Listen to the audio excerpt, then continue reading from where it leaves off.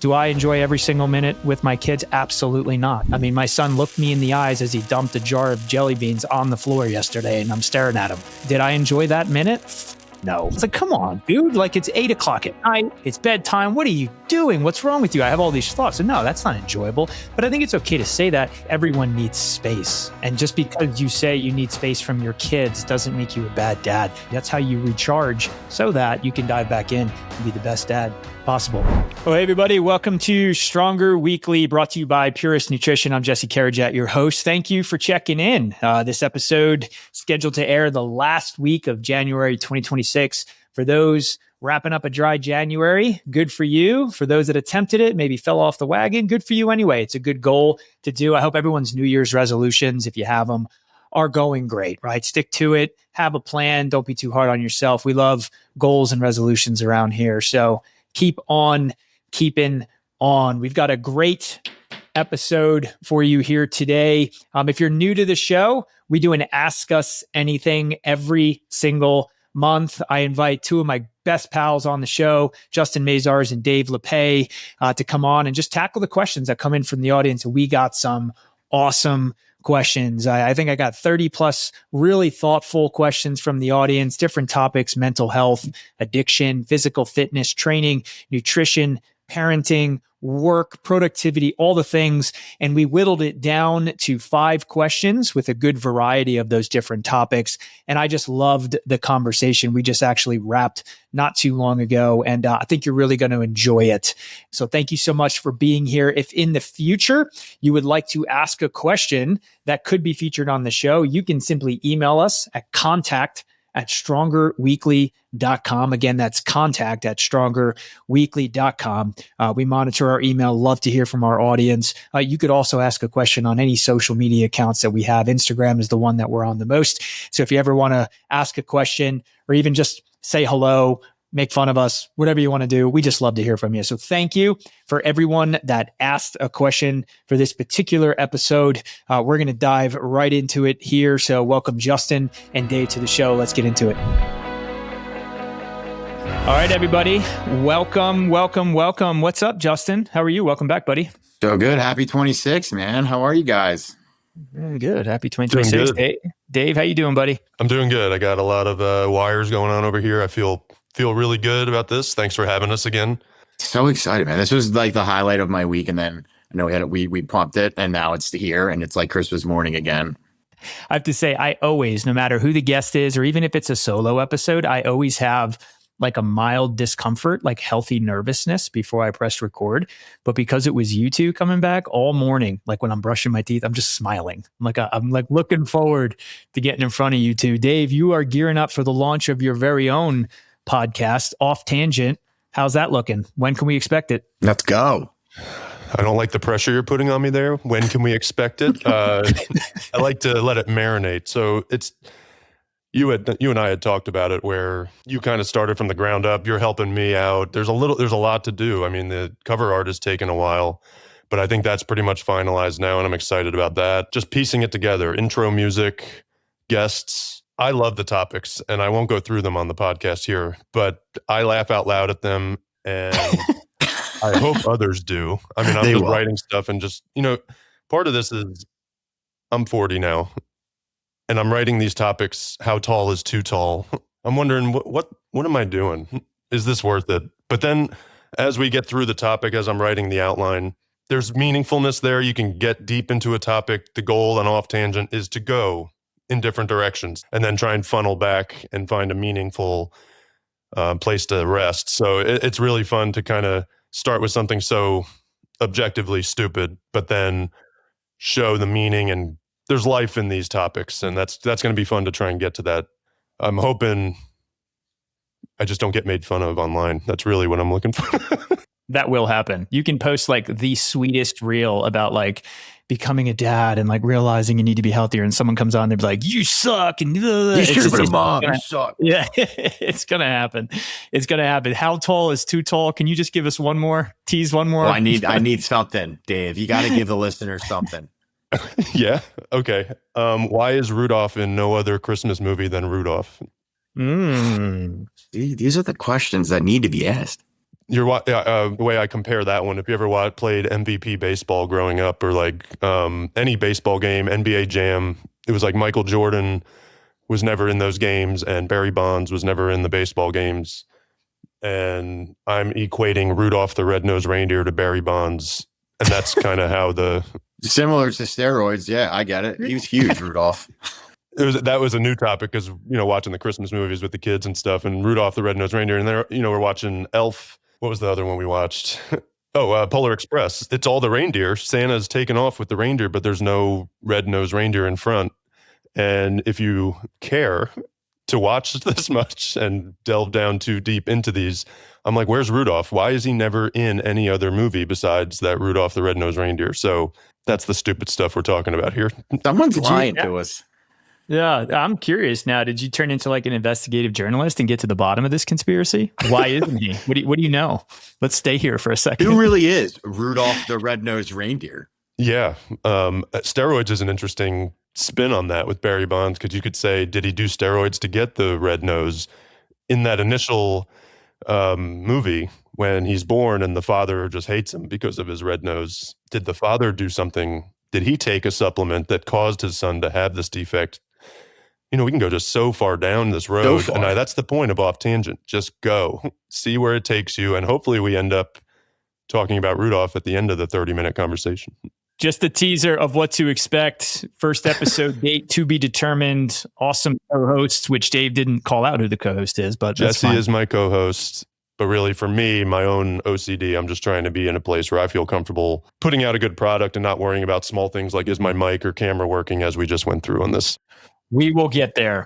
And speaking of getting there, let's get to the topics at hand. So our Ask Us Anything episode, first time with both Justin and Dave after the debate episode a couple weeks ago. I just thought there was just such chemistry and fun that I wanted to get these guys together again. So we have 6 questions plus a bonus question. I just want to thank the audience because I've got over 30 questions, and the challenge here was picking the ones that were our favorites and we thought would be the most useful for everybody. So shout out to the audience. We're going to start here with this first question, which is in the category, I'll just call it fitness. And it is a great question because this topic is all the rage right now. There are early adopters who have dived in or dove into it. And then there are people like myself that don't know as much about it, but I think there's a lot of curiosity around this topic. And that topic is TRT. So here's the question. This is from Keith in Montclair, New Jersey, up in North Jersey. Shout out, New Jersey. Here's the question. I see guys at my gym who are clearly on TRT or gear, which is the street term for steroids, I believe. And honestly, they look great. I'm 45 years old and I feel like I've hit my physical ceiling. Should I try it? Is that cheating? Is it unsafe? And I love this next one. Will I have to do it forever? Great question, Justin. I'm going to punt this one to you. Yeah, what are your thoughts, buddy? It's such a good question. And to your point, Jess, I feel like you open up one social media app today, and if you follow anything fitness, 9 out of 10 of the things you see are going to be somewhat about TRT or some kind of whatever it may be. But to answer the first question, he says, I'm 45 and I feel like I've hit my physical ceiling. Should I try it? I would not jump on the bandwagon just out of seeing other people at the gym who are, bigger and, they look enhanced. Does not necessarily mean they may be on TRT. They could just definitely be blasting gear, which is a totally different thing. Is it cheating or is it unsafe? Is it cheating? It's cheating if you don't need it and you're taking it, then yes, that is technically cheating in my opinion, but I'm not a doctor. My doctor told me that I was diagnosed with hypogonadism due to many different factors, some of them being choices I made in the past, which do involve blasting unsafe amounts of gear. So unfortunately, I have experience on both sides here, but I would say get your blood levels checked and talk to your doctor. Talk to a hormone specialist. The best thing you can do is find out what's going on under the hood. You have a lot of questions. That's where you're going to find your answers. Do you need to be on TRT? I don't know. How do your levels look? How do you feel? My journey with TRT was a 12-month journey of doctor's appointments trying to figure out why I wasn't sleeping, why I was depressed, why I had no motivation or sex drive, which are all things that never previously used to be issues for me.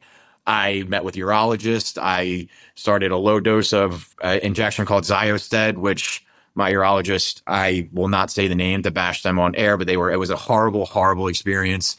Ended up talking to a friend who was on TRT. He's like, yo, talk to my hormone doctor.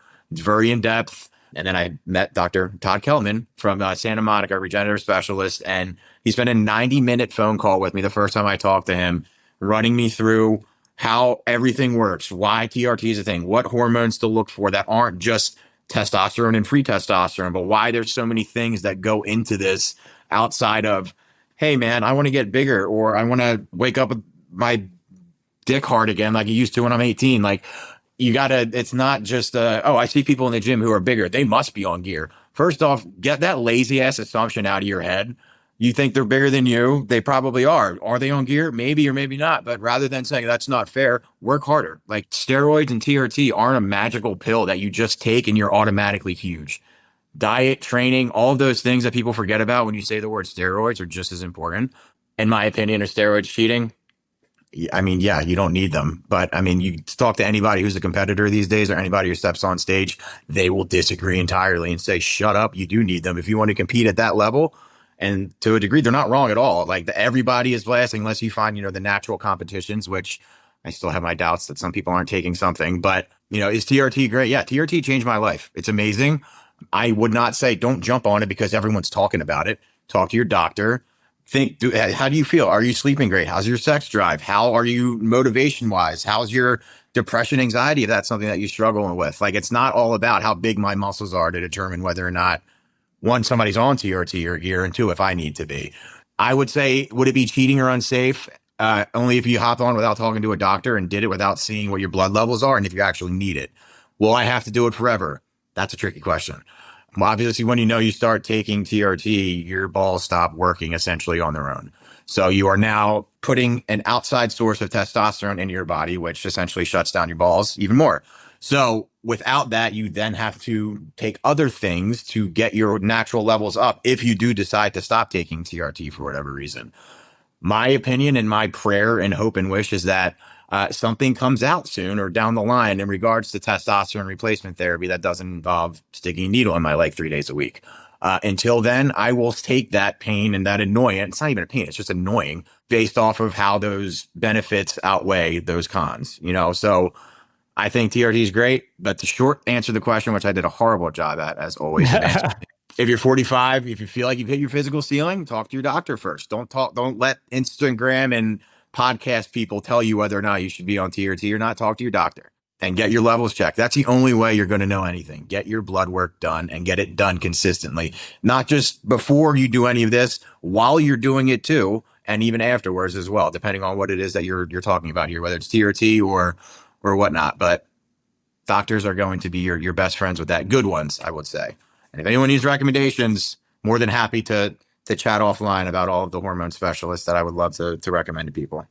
Yeah, man. Well said. Speaking from experience too, I jotted some notes down as you were talking. What's interesting about Keith's question is he doesn't speak to some of the other reported benefits of TRT, mood, sex drive, some of the more cognitive benefits. Keith is really just saying, this dude over here looks jacked. I'm not. I want to be that. Should I do this thing? He must be on gear. Yeah. And I'm assuming Keith wants all the benefits, but I would just say, if anything, I'm just sort of summarizing your feedback, because I guess I agree, but I haven't done TRT. But I think step one, if you've hit your physical ceiling, I think step one might be, well, assess your training and your nutrition and your sleep and your stress management. Maybe make some tweaks. Maybe the first step is talking to either someone who's really experienced with training, right? And then maybe monitor. And if you're still not breaking through that physical ceiling, maybe to your point, Justin, I feel like your main point, which is great advice, talk to a doctor. And if the doctor does, like, lifts up the hood, looks at the blood work, looks at those things and says, yeah, you know what here, Keith, you could benefit from TRT, do it under the recommendation and guidance of a doctor. And I would agree with that, because if you're just looking at some dude and you're like, I'm 45, I'm not jacked, I want to be, and you just jump all the way over to TRT and gear, I would say you are cheating. It's probably not safe. And then if you're not doing it under the guidance of somebody, how will you even know when you should taper it down, lean in, and the do it forever question? That's what would scare me. It's like when you go down that road. I had a conversation with someone I know who is considering Botox. And I was like, okay, so you start doing Botox My understanding is that it's a temporary solution. Are you opening Pandora's box now where it's like, I need to now do Botox to chase the way I want to look for the rest of my life? And does Botox open up the door to some other cosmetic surgery? Now, all of a sudden, there's all these investments and you're just chasing this look for the next 3 decades. Like, or do you just want to kind of settle into natural limitations and just be happy with what you got? Be I happy see with- parallels there. Very, very, very well said, Jess. Everything you said there. And I think the last thing I would say, and you kind of alluded to this as well, is like TRT and even gear in and of itself, that shouldn't be where all of your eggs get put into in terms of like looking for results. To your point, you're going to get a hell lot more out of diet and nutrition and training than you are out of TRT alone. So like, it's not going to be something that like, oh, I just want to get bigger. I'm not going to change anything, but stick this little needle in my leg twice a week and hope I get huge. Like, that's not how any of this stuff works. And to your point, I can go on for 90 minutes and I'm going to shut up right now about all of the other benefits that come along with this outside of, the physical stuff. Because to me, that is the whole reason why the mental side, it's the whole reason why I will sing TRT from the mountains, but I'll save that for later. Well, just to weigh in here, I do have a note. What is TRT? And then gear. You helped me get there, showing that that's a term for steroids. Just to kind of take a different approach. It's easy to say, but comparing yourself to others is never something you want to do, especially in a gym. I don't know how old these people are that he's looking at. I think you have to try and I just turned 40 and I'm finding I'm clumsier. I'm getting injured easier. My back, I'll pull something. Nothing's changed in my form, but the body begins to break down at a certain time. You shouldn't really push yourself. If you feel you're hitting a plateau, I'm not saying you shouldn't change it up to try and push through that, but if you're looking to continue to bulk, I think you have to find there's another question in this Ask Us Anything where we kind of talk about other types of lifts, whether it's CrossFit or Orange Theory. So you I just think you have to find what you're comfortable with. I don't think comparing yourself to these people, everyone's different. You guys have talked about it, like genetics and things that have an impact, even if you do put something into your body to help this. You brought up a good point with competitiveness. I didn't realize, you take things to compete. And I wrote, is it cheating if everyone's doing it? I mean, it's not if everyone's doing it, but if you ask that question, is it cheating? And you're just trying to work out just to be healthy, you should probably focus on the health benefits of it first, not how you look. I think the look of you will come with a concerted effort to just be healthy. Well said, Dave. All right, let's be honest. You're probably not a professional athlete with a personal chef and unlimited recovery time. If you're like me, you're hitting the gym at 5 a.m. before work or squeezing in training between meetings, just trying to stay consistent while life keeps throwing you curveballs. That's exactly who Purist Nutrition was made for. Purist keeps it simple. NSF certified supplements with minimal, clean ingredients that actually taste good. No artificial ingredients and no proprietary blends where you're guessing what you're taking.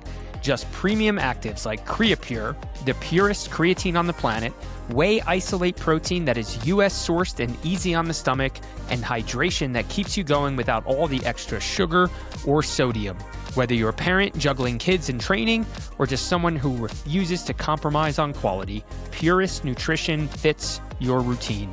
Built for tomorrow, science-backed, tested and trusted by athletes, and most importantly, effective. Visit puristnutrition.com to see the full lineup of quality supplements. That's puristnutrition.com, because your nutrition should work as hard as you do. Great question and hopefully great answers. Next one, man, this next one is a tension that my wife and I have been living, I feel like, since we started having kids almost 8 years ago.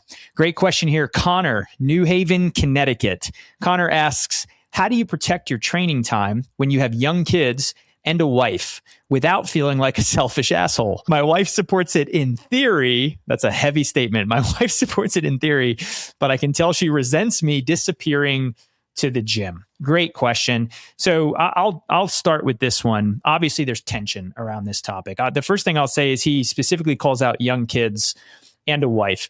And I would say that having young kids is a temporary season. That season ends. And anyone that have young kids or has had young kids understands this question if you're trying to prioritize training. But I'll say this, I believe that training and your health, I'll put it that way, your health should be a non-negotiable.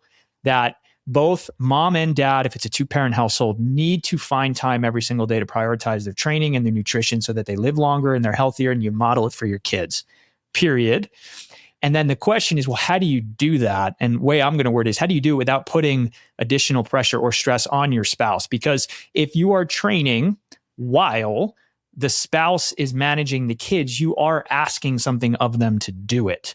And I would say, I don't want to oversimplify this, one such way to do it, and it's my advice to Connor, is you should prioritize your training early in the morning so that it doesn't impact your kids and your wife. Now, that's going to be harder if you have a newborn or a 1-year-old who's waking up through the night. There's no magic kind of bullet or magic answer here. You are going to have issues trying to prioritize training when you have certain younger kids, but it is seasonal. So what I'll say is you almost have to have, and this is my opinion, an agreement with your spouse or partner that A, it is a priority, and B, we're going to figure out how to do this together so we can both prioritize that time. So it's a give and take, right? Perfect example and real life example. On a Saturday, I might say, okay, Meg, I'm going to train from 6 a.m. to 7 a.m. If any of the kids wake up early, that's you. You're going to train. I don't tell her, but she'll say, okay, and I'll train at 2 p.m. when our 2-year-old is napping and the other 2 kids are here. And Jesse, that's going to be your running point.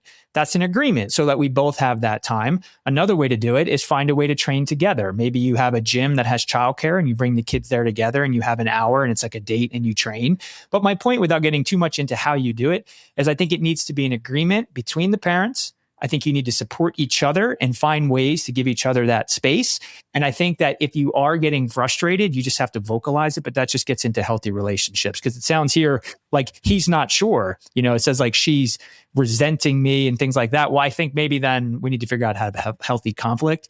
Starts with an agreement that's a priority, and then you got to work it out together. And then lastly, I think you have to acknowledge that it's a short season. Like You're not always your kids will grow up. They'll be independent in the house. You can do more things with them so that you can train. So you just got to get through it, but it takes teamwork with your partner.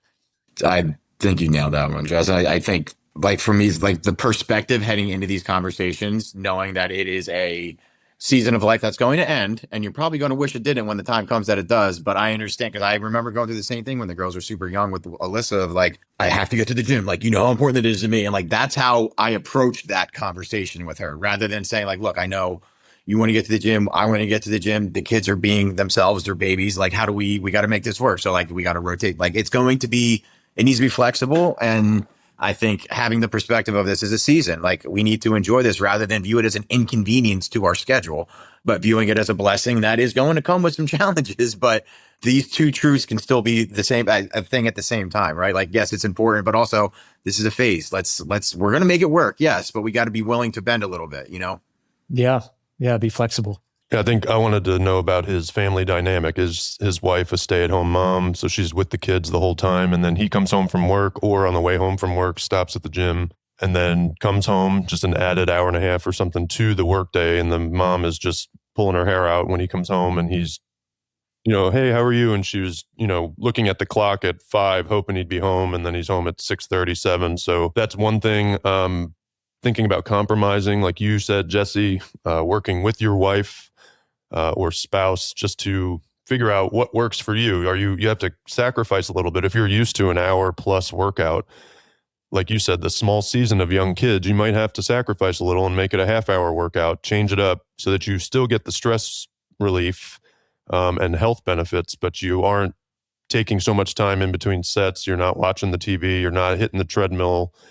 Shorten your workout a little. Something that we did, we kind of saw it, and I hate it.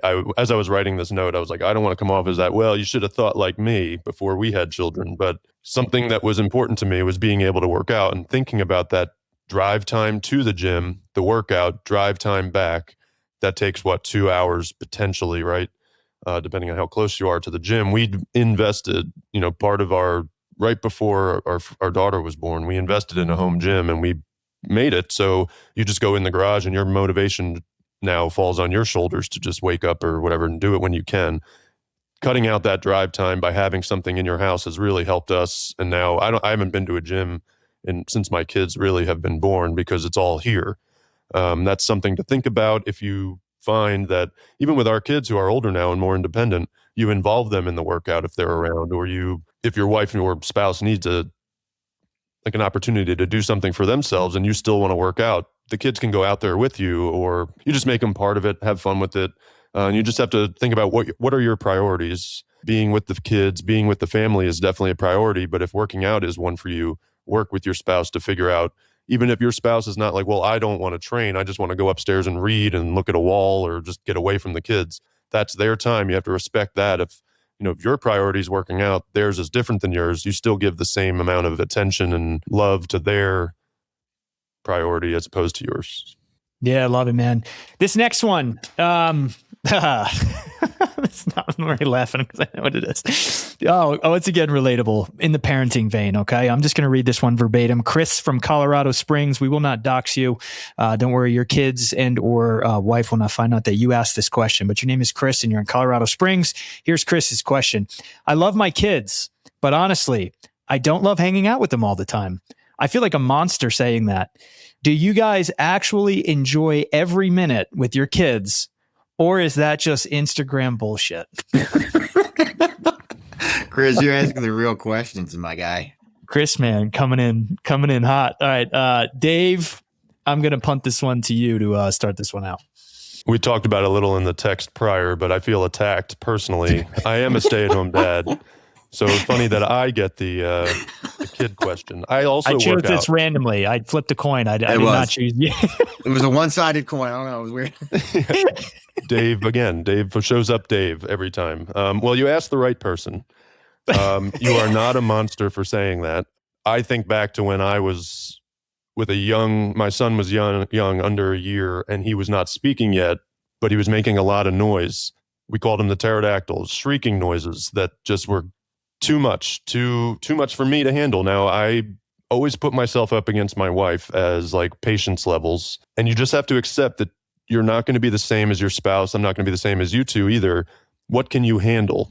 You still have to do a good job. You can't let your impatience get the better of you and you start yelling at the kids or taking it out on them. I remember, if you're scrolling on your phone and your kids want your attention and you yell at them, it's not their fault they want to be around their parent. It's your fault because you're not engaging with them at that time. Now, the question is specific to, I don't want to be around them all the time. You shouldn't feel bad about saying that. You don't want to be around anyone 100% of the time. You need a little bit of a break from anything, not just specific to children. Yes, young children have the hardest effect on you because with this, going back, I didn't finish that story about my son. I would put earplugs in around my son while he's shrieking like a pterodactyl. And I used to get made fun of. Other people would come in and I'd have earbuds. But it's just how I dealt with it. I was still there. I could hear him, just not at the decibel level that everyone else was hearing. And it helped me do my job better. You find things that work for you. So something specific that just happened to me. I was away. I'm around the kids a lot. That's why I feel attacked with this question. They're a little bit older. They're definitely independent. But they definitely come home and they defer to me. Daddy, can I do this? Daddy, can I do this? In front of my wife. It's kind of a interesting dynamic where they go above my wife and just ask me to do things. And half the time I'm like, oh, just ask your mom. But they're just used to me. So I went to a coach's clinic for softball. I'm gone the whole day. I missed my son's basketball game. And I'm like, good, I get time away, right? Like, this is a day for me. But I found myself around game time checking my text, trying to see, all right, how's Harrison doing out there? Or how come no one's I want to be there. I miss it. And there was a point in the afternoon of this clinic where I'm looking through my phone and I stumble upon pictures of my kids. And I found myself for like 2 minutes just scrolling through pictures of my kids. It's been 6 hours since I've seen them. And I'm still drawn to them. So I think it's not just a stay-at-home dad thing. I think you do need that little like, oh, I need to be away. Like, you prioritize that for yourself. Get 10 minutes can do wonders for you to just go upstairs, stay off your phone, but like stare at a wall. It used to be just, I need to get away from the noise. I need to put headphones in with ambient music and just stare at the wall. But then you come down refreshed. These are things that are important for your mental health. No one is designed to just be constantly around them. Your kids can be monsters, but you don't want that to be the reason that you become a monster and then they remember you for that. You need to think about yourself, but when you're thinking about yourself, you're actually helping your children, one, to be more independent, but also not to just be constantly on top of you.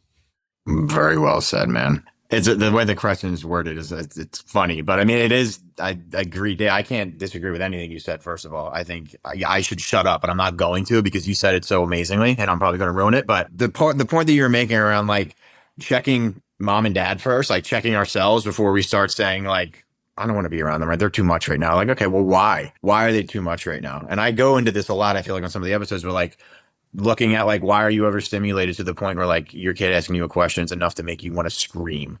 There's absolutely, to Dave's point, like you can't be around anybody 100% of the time. Like you need that time to be you, to decompress, to have you time. And like, that doesn't necessarily mean like your kids are assholes because they want to be with you. But like, I get the notion of like, they're loud, I'm overstimulated, I'm tired. It's the end of the day. Like I need at least 10 minutes and there's nothing wrong with that. You know, I think another perfect example, listen, and I finally got the opportunity to go away for 2 nights. Just her and I, we went up to the mountains in Catskills. We rented a really tiny cabin, nothing special. And it was life-giving and recharging and amazing. And like, it was just us two. And it was so hard to leave the kids. And like, like as much as we were looking forward to it, we were so ready to go. Like we were there and being there for like 2 hours, like there was a hot tub on the deck. It was like snowing out. We're sitting in the hot tub and we're like, oh, this is great. Maybe like 15, 20 seconds of silence. And we both look at each other like, we missed the kids. I missed the kids. Like I missed the kids. So like it's keeping your ability to parent at the highest caliber by taking care of yourself in whatever degree that looks like. Obviously we can't all go away to a cabin in the middle of nowhere for the weekend. It doesn't need to be that, but waking up earlier in the morning to get your workout in. So that way you're the best dad and husband and parent that you can be by the time everybody wakes up, because you already took care of you. You had that you time, you know? So that's been one of the best helps for me has been the waking up early again and getting the workout in and starting my day off with endorphins rather than me waking up as the kids are waking up, pissed off because my back hurts, half asleep and groggy, bitching about work. You know what I mean? So it's all about understanding that we all need alone time, I think, but also that you got to take care of yourself first so you can take care of your kids and everyone else better. You know what I mean? Love that. Yeah. In other words, you can kind of take steps and structure your day so that you are enjoying as much time as possible, but you have a way to control. Common thread between the two of you is that I think you both agree, and I agree as well, that like everyone needs space. And just because you say you need space from your kids doesn't make you a bad dad. This dude led the question with, I love my kids, but like he's acknowledging, like I have a profound love for my kids, but I'm feeling this like need to be away from them.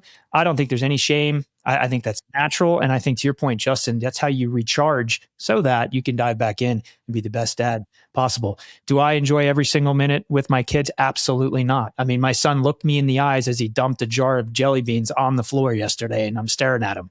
Like, did I enjoy that minute? Fuck no. I was like, come on, dude. Like it's 8 o'clock at night.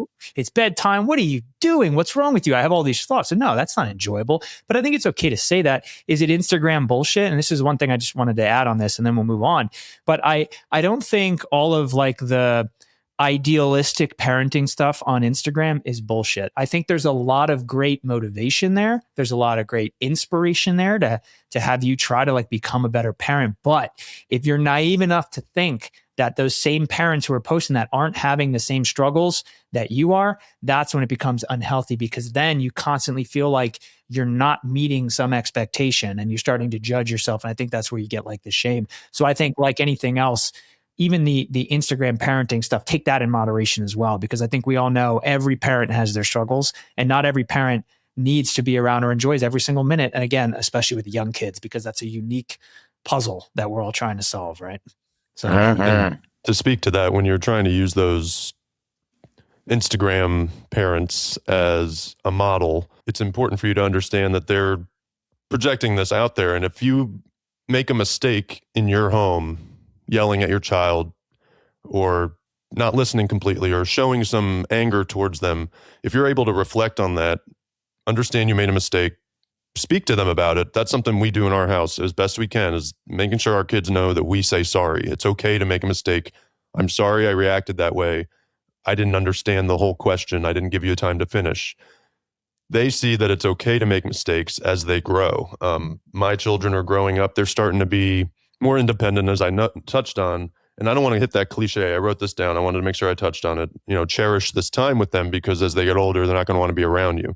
I'm starting to see that where they want to be with friends, they want to go outside. So you just have to like understand young kids still want to be around you. So the fact they want to be around you all the time is great. You want to push them to be individuals as well, get their time, but you are going to lose it. It's going to be fleeting. It's how you work with them now so that they understand that they can come back to you knowing that you built that foundation with them. Think about your parents, how many mistakes they made with you, and how we're trying to model ourselves. You can't be perfect all the time. So and your kids see that. So saying I'm sorry or I apologize for something really goes a long way, especially as they get older with their relationships. Yeah.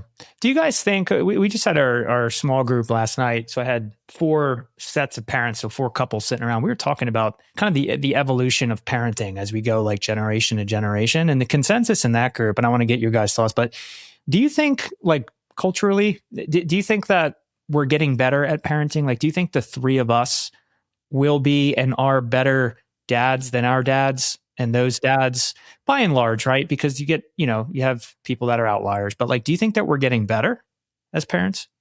That's such a good question. And I think in certain areas, yes. I think that's subjective to obviously the degree of what kind of relationship you had with your father. I said this before, like I have been very blessed with an amazing dad. He's still my best friend. Was he a perfect dad? Sorry, Dad, if you're listening. No, you were amazing. But I'm sure there's things that like, I'm not scarred from anything from you, Dad. But like, I think the main point of what I'm trying to say is I feel like there's more of a concerted effort now amongst, and I'm going to speak just for dads, I think, of dads to be more involved, to be not just the, hey, Dad, see you when I get home from school, like, and just passing by, but like, actively involved in your child's life from the time they wake up to the time they go to bed, like choosing to be there, getting down on their level and like having the conversations and questions with them that will avoid the trauma that a lot of us are working through still. You know what I mean? Like asking those questions that no longer are like big deals, but they're just part of your day to day with your kids, because that's the relationship that, I feel like is trying to be fostered. I think it's different in many ways. I think social media and everything else also is so much different than obviously it was back then, but is a big factor in, the highlight reels we see of moms and dads and everything of like what we're trying to think we're measuring up to. Like, oh, I got to be like that couple because they do this. But like, I don't know, maybe it's wishful thinking too, to a degree, but I want to say some of it's getting better depending on many factors. I don't know.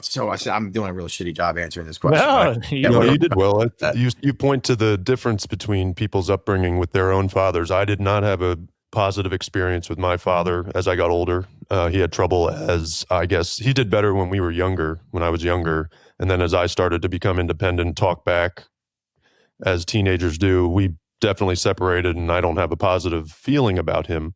But I do believe from a dad standpoint, like all of my friends, speaking to you two too, you're really involved with their lives. I mean, my mom packed the lunches, drove us to school, picked us up from school, got us to the sporting event, made dinner somehow, worked a full-time job. And like, what is my dad doing throughout all that? And now as I'm older, I'm kind of looking at that like, what the hell? Like what was going on? I would never imagine doing that to my spouse. I think we are exposed to more information now. So we're as we ingest it, it's up to us to make sure we're trying harder. I mean, there is a societal norm now. If you see a lot of dads involved, coaches, my dad coached, there's things they did, but I think we've elevated that game to be more involved in the diaper changes. So speaking with my wife's father, he always said he wasn't involved in changing diapers, small things like cooking dinner. He did other things, but I think we're now taking on a different role, and it's more 50-50 in the household. Speaking one point to, are we better parents overall? With the helicopter parenting, with you have, where's my kids at all times? You have kids with these smartwatches. They're 8 years old and they're getting texts from their parents asking where they're at. Now, when we were growing up, my mom was a little more on top of me.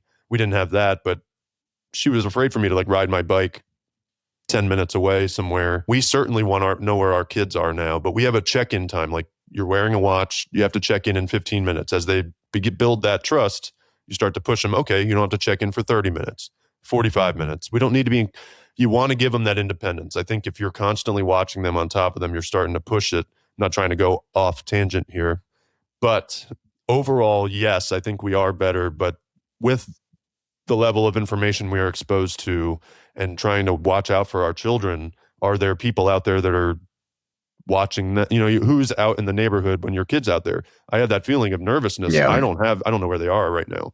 but it's okay sometimes. Our parents didn't know where we were all the time. And I just don't know if it's worse now in that sense than when it was. Yeah.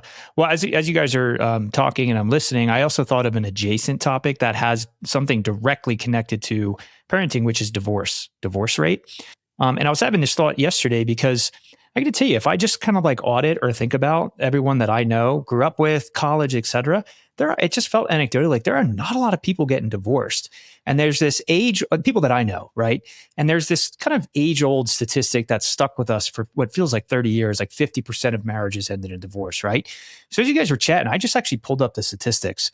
And I had no idea, but starting in 2011, every single year up through 2023 is the latest data I have.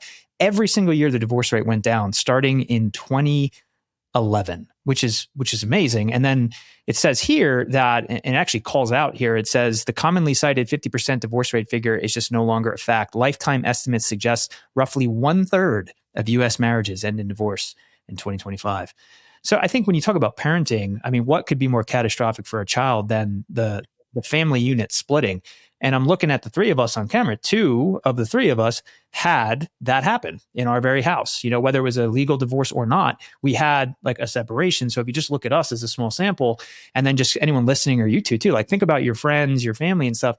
My sense is that for whatever reason, couples are staying together more. That could be social pressures around the access that social media gives other people's to our lives. Like when things happen, when relationships fall apart, it's this like public meltdown. Everyone knows, everyone talks, they see you update your profile picture, your Facebook status. I don't know how much of that has to do with it, but either way, we don't have to get to the bottom of it. But I think it's also encouraging to note and to know that parents aren't getting as divorced as much. And I think that's going to be obviously a net benefit to the next generations as they grow up. So, and you're right, Dave, this could be its own episode. And it pretty much has. So we've talked about parenting quite a bit on this, on this show. So let's be honest. Most of us don't have a private gym, a full-time trainer, or hours every day to lift. If you're like me, you don't even have time to commute to a local gym. You're training early in the morning or carving out 40 minutes between work, kids, and everything else competing for your time. And when fitness matters that much to your well-being and your health, you've got to have home fitness equipment that's as strong and reliable as you are. That is exactly why I use Rep Fitness. Rep is built for people who train with purpose, people who need high-quality, reliable equipment engineered for real strength. Designed right here in Colorado, USA, Rep Fitness provides racks, benches, bars, and plates that offer commercial-grade durability without commercial gym prices. Premium materials, smart engineering, and fair pricing. Whether you're outfitting your very first garage gym or upgrading your current setup to match where you want to go with your training, Rep makes gear that keeps up with your life and your goals. Visit repfitness.com to see their full lineup. Racks, benches, bars, plates, conditioning tools, and everything you need to build a home gym that works as hard as you do. That's repfitness.com. It's finally time to pursue your strength. Let's keep moving. This is going to be the first that I would throw in the mental health bucket. Very specifically, I might even, if I had to throw a label at this topic, it would be addiction. Justin, you're going to lead this one. This is from Melissa from Austin, Texas. Melissa asks, I cut back on drinking a few months ago, and the physical part was easier than I thought. But now I'm realizing that I used alcohol to decompress from stress. What are you guys actually doing instead when you're fried from work or the kids are melting down? And I might even say, and also the kids are melting down. Justin, why don't you take that, man? First off, Melissa, congratulations to you for being able to cut that down on the physical part and that not being the biggest issue, I would say, or challenge. Similarly to me, I was one of those as well. I was never daily drinking and like being physically addicted to alcohol was not ever my problem. Mine was the binge drinking. So it was when I'm stressed, I need something that's going to shut it off. What's going to do it better than vodka? So that was my issue as well. So I think at first my mentality of all of this stuff was like, okay, I'm removing alcohol. What can I replace it with? And that's exactly where I continue to get myself in trouble because it was like, okay, what can I do to fill that void besides doing the hard shit that I know that I need to do and look under the hood? But that being said, like I would be naive to sit here and say like, hey, eliminate all your stress and you'll be fine. we're all going to be stressed, especially if we're all parents or having full-time jobs or even part-time jobs. Like, life is going to be stressful. So I wish I could sit here and say, here's what I replaced alcohol with and it fixed everything. But I don't have one thing that like I replaced alcohol with to make me feel better. Like, I know I'm at a different point in my journey than maybe a lot of listeners aren't. I know there's listeners who are well beyond what I have in terms of sober time too. So I think making a lot of changes throughout your day to try and, limit that stress, and that I'm going to keep going back to the starting your day off with a workout thing, because that's the vibe I'm in right now. And that's the life that I've been living the last 2 weeks. And I would like to say that it's been helping in many, many capacities, especially the stress one. So doing small things throughout the day to try and help limit the stress, whether that's 10-minute walks, whether that's, breathing exercises throughout the day, whether that's meditation, journaling, like, we don't have to always have this thing in our head that tells us that at the end of the day, I'm going to get rewarded with a glass of wine. And that's how I know that I am no longer stressed out. So I would say try and shift your perspective to thinking that only alcohol is what is going to help me, alleviate stress. Jesse, I feel like there's about 19 episodes at least of recommended supplements or things to help alleviate stress as well. If you're looking for like, I need something external to help me because I know me and I need mentally, like, the theanines. There's so many different like PM, if it sounds like you're looking for like at the end of the day type stuff to help you physically unwind. Like, I get wanting to have something to do that. And, the GABAs, the theanines, the, Jesse, help me out. Give me a couple other ones right now. Ashwagandha, rhodiola, rosea. There's all sorts. Yeah. And there's literally supplements that come in drink form to help those with brains like ours, to let us know, like, hey, it's okay to still have a drink. It doesn't have to be alcohol. You can still relax. Jesse's talked about kava a bunch. I know that's been great for him. There's so many literal different products that I can't sit here and say, hey, do this and you'll be fine.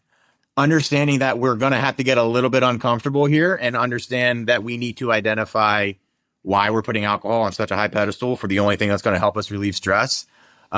Because that's when the real things are going to stick out and you will find the real answers you're looking for, as to, why I am needing alcohol to unwind at the end of the day after work and after the kids, because I get it. Like, you're going to be stressed in life. That's life. And that's what it comes with. But I think we got some decisions and opportunities to make prior to getting to that point in the day that can help us when it comes time to figuring out, how am I going to manage all this stress? You know what I mean?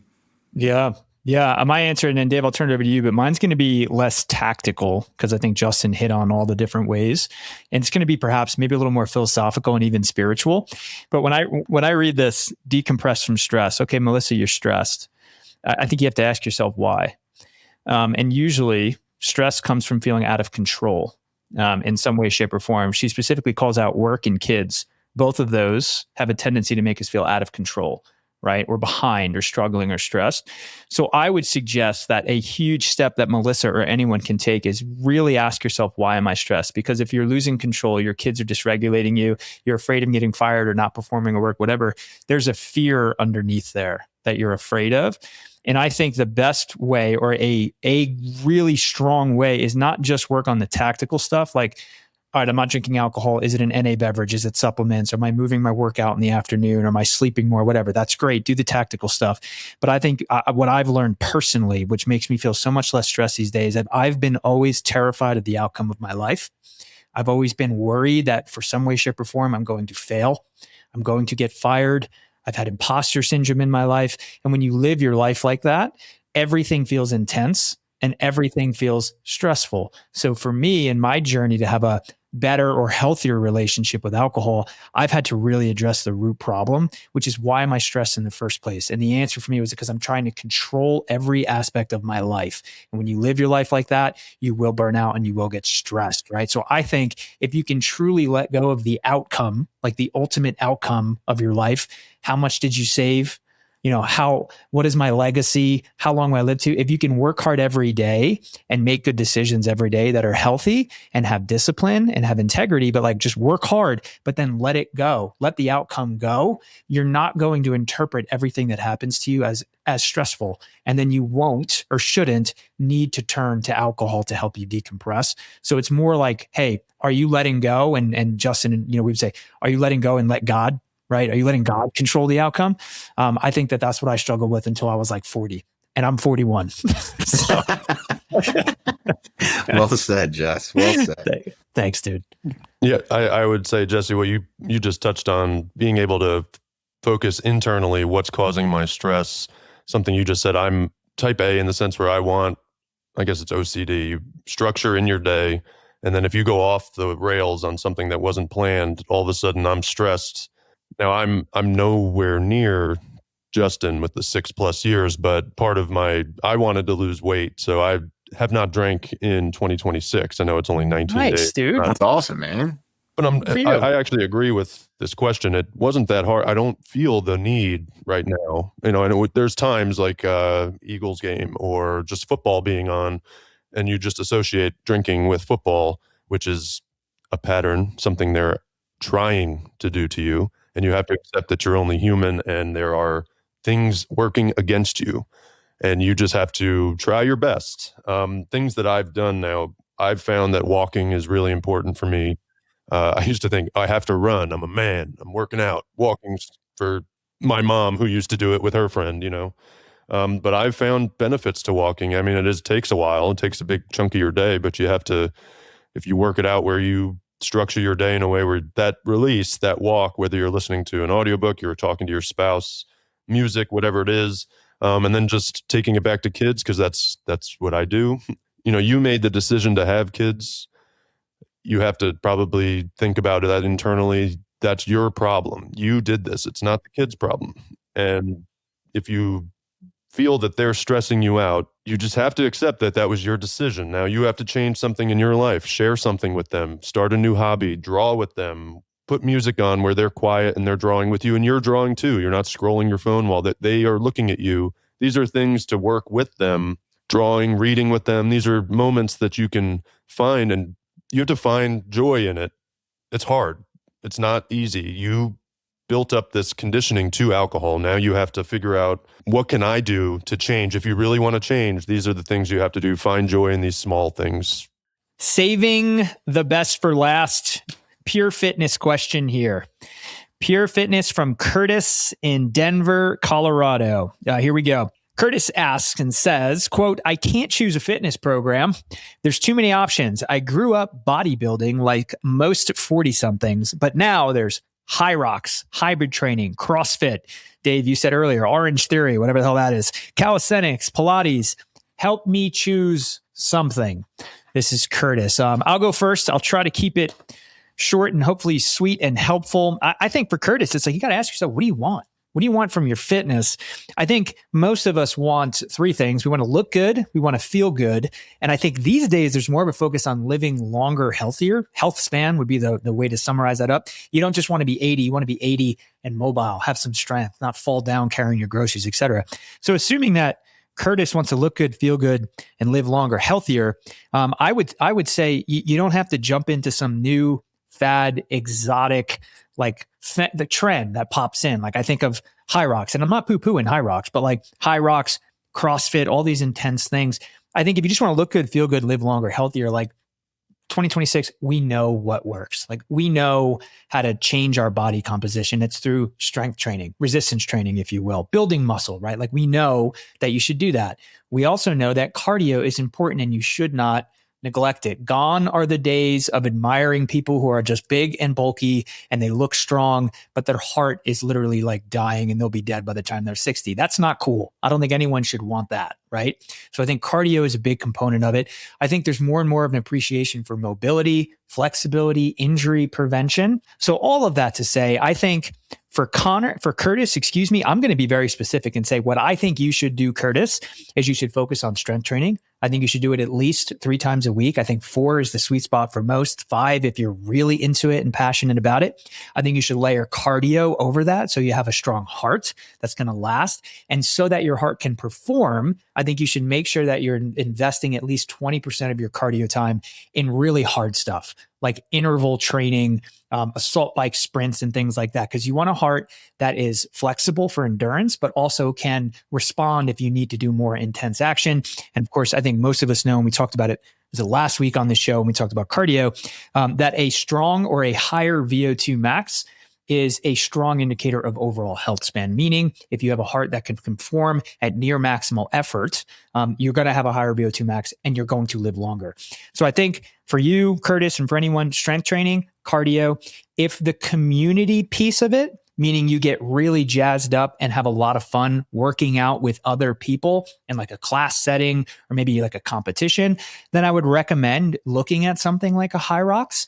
But High Rocks, CrossFit, all that stuff has a high level of burnout. And because people jump into it and go too fast, injury, because they just want to get in. They think they're comfortable. They start doing it. Choose something that you like. Choose something that you can do long-term. Choose something that's backed by science, and choose something that we know is going to help you look good, feel good, and live longer. And I think it's strength training and intentional cardio, and make sure you're mixing in your mobility and your flexibility stuff too. Boom. Done and done. I mean, it's tough to come back to anything else. I'll keep this short and sweet. As somebody who's in a leadership position at a marketing agency and has been doing it for 17 years, marketing has made fitness the most confusing thing and overcomplicated what should be foundationally simple. So I'm not going to say anything else with that. Go with what Jesse said. Don't overcomplicate it. Pick something you're passionate about that you enjoy and build from there, my friend. I would say it is overwhelming how many choices are out there. You have to take the time to learn, okay, what do I fall in if I do CrossFit? What do I have to do? Orange Theory, strength conditioning, strength workout, strength training, sorry. But as you get older, your body responds differently. So like when you touched on flexibility and mobility, I wrote that down for myself. That's kind of what I'm focused on now. Just getting up and down off the ground with the kids, or like small stuff that I had a back injury back 15 years ago, and I'm really conscious of that. So I'm doing small exercises to make sure I build up those small core muscles that can at least support me just getting off the couch. So you have to think about what's important to you. And then maybe you take pieces of each workout and tailor it to yourself, depending on time constraints or whatever works for you. Talking back to that last question where drive time, if you have small kids, if your time to drive to the gym is really long, then you have to tailor your workout to not make it as long while you're there. I would say it is overwhelming at first, but just pick on things you like and then make it fun for yourself. Should be fun. And I've been kicking around this idea of this 6-hour fitness investment idea. I'll call it whatever I want to call it. But in my opinion, most people can achieve all of their fitness goals if they're willing to invest 6 hours per week. 6 days, an hour per day. If you're really smart about it, assuming you're not trying to step on a bodybuilding stage or compete in a CrossFit Games, I think 6 hours per week, 1 hour per day, with the rest day, I think is probably sufficient for most people. But what it gets into is, what do you fill that 1 hour container with? Like, that part. Yeah. How do you squeeze in appropriate warm up and mobility and strength training and then maybe some cardio, right? And we don't have to dive into that. That's for future kind of episodes. But I think 6 hours a week for most people is, in my opinion, it's achievable. And it can get you everything you need. All right. Well, that's it for the audience questions. We have one exit question. We're going to go around the horn. And Justin, because you're to my left, you're going to go first. I don't know why that's relevant, but you're going to go first on this one. Last question. And it is this, and this has not come from the audience. This came from me. If you could go back and give your 25-year-old self, I chose that age somewhat arbitrarily. If you can give your 25-year-old self one piece of advice, what would it be? And would you have listened? I would have beat the shit out of younger 25-year-old me. That's what no, I'm kidding. I would literally look myself in the eye as just dead serious, calm and concise as possible and tell myself, don't blink, and to really look at what's in front of you from the day that you have it, because it can all go away real quick. And I would probably start almost crying like I am right now when I talk to 25-year-old me. And I hope that 25-year-old me would know that you don't got to go through the shit that I put myself through, and focus on doing the things that you know you don't want to do, but you should have done a long time ago, will pay off dividends now and in the future. So I think that's what I would say to my younger self. Would you have listened? Knowing my 25-year-old self, absolutely not. I wish I would have, but lessons learned the hard way is my motto. And unfortunately, I'm still living by it. Dave? Well, I had a serious one. I'm going to try and go a little lighter here. I just thought of one. So I would say to my 25-year-old self, don't take professional or collegiate athletics too seriously. I used to live and die with the Philadelphia Eagles or the Atlanta Braves. I used to, build up your whole day around them, whether you're pre-gaming or whatever, going to the game, just watching it. And then if they lost, which 95% of the time your team will lose, it would put you in a bad mood. You'd be upset for a couple days and you're just freaking out. You see these videos of people on TV, they're breaking their TVs. They're so upset. The Eagles just lost in the playoffs. I'm watching with my son who's 8, and the whole time I'm thinking, I'm like, I know they're not going to win this. And I'm telling myself internally, don't show any emotion. And Harrison was like, it was that last drive. And he's like, I really hope they score this touchdown. And then in my head, I'm like, me too. But also you're like, yeah, me too. I really hope they do. And then they didn't. And he just looks at me, right? He's waiting for your reaction. And I was standing on that 4th down play, but then, incomplete. All right, it's over. It's okay. And Harrison's upset, but hey, it's okay. Look how far they got. You'd be happy with the moment. And then you just move on and pick something else up. You don't make it the rest of your evening. I don't know if I would have listened to this. And I still take it serious. I still feel it, but I'm certainly not as angry as I used to be. And that would be something I would tell my 25-year-old self.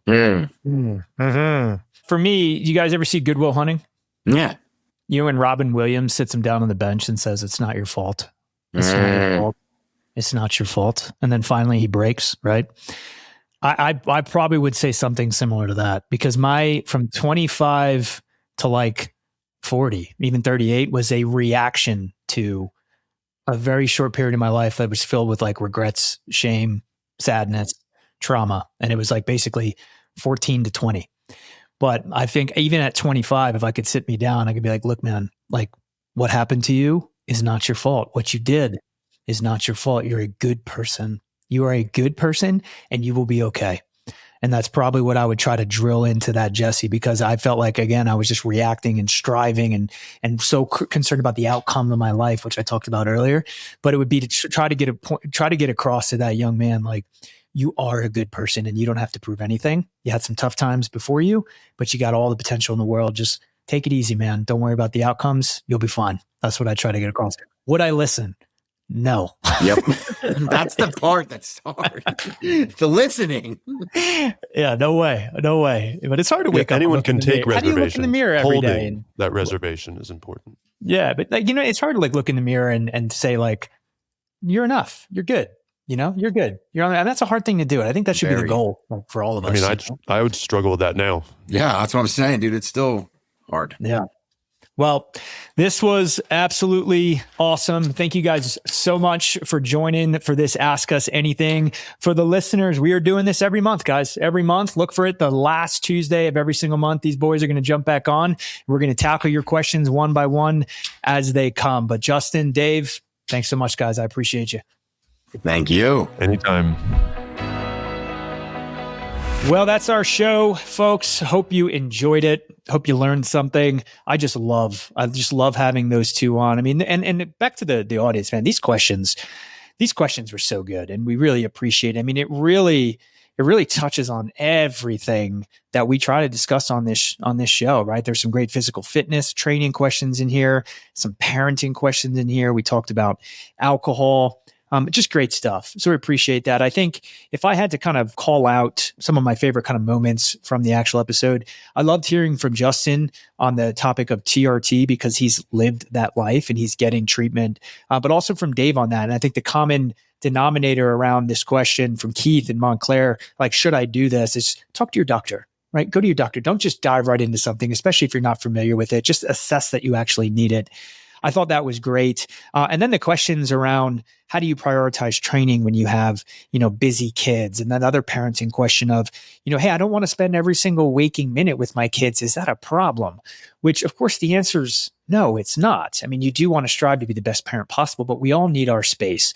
And we need our space so that we can be the best versions of ourselves for our children and for our spouse, right? So just love that particular topic. And then, of course, around alcohol, how do I de-stress? Because that is a common thing, in your late teens and 20s when you're in college, like alcohol isn't necessarily used for stress management. A lot of times it's just that euphoric buzz and it's that like excitement and the chaos of partying and things like that.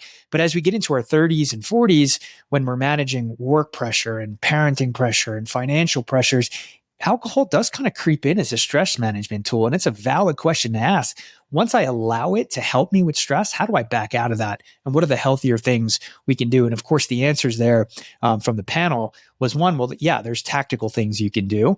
You can go for walks. You can sub out alcohol for other things, non-alcoholic beverages. You can take supplements. You can manage your stress differently. But then also get to the root problem of the stress. Why are you stressed? Do you have too much worry? Are you trying to control the outcome of your life too much? So just some deep stuff for people to think through. And what we didn't cover in the show, I think if you are someone who struggles with stress, and I'm talking chronic stress all the time, consider therapy. It's something that I've done. It's something that Justin's done here on the show. And you'd be amazed at how with the help and the guidance of a professional, how they can help you really get to the root of those negative emotions and start to address them while you look at the tactical stuff. So just love that question. And of course, always love people saying, fitness wise, how should I train? What should I do?